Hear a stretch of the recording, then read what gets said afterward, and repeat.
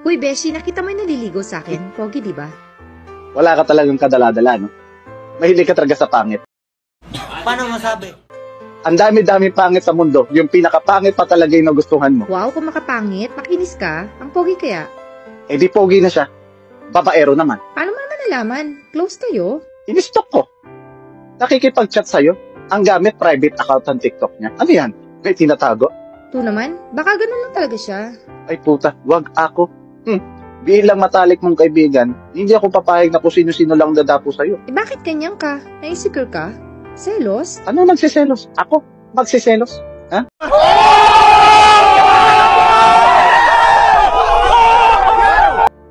Kachat mo lang yung hindot na yan. Ako kausap mo umaga o gabi. Bakit masyado ka apektado? Gigil na gigil ka dyan? Para kang sira. Ikaw kasi, pinahirapan mo ang buhay mo.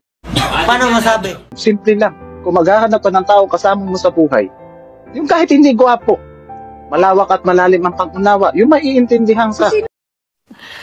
Sana all. Ano naman? Saan ko naman makakahanap yun? Eh dito, kausap mo. Maybe this time it'll be love and they'll find. Wow naman! Wow! Wow!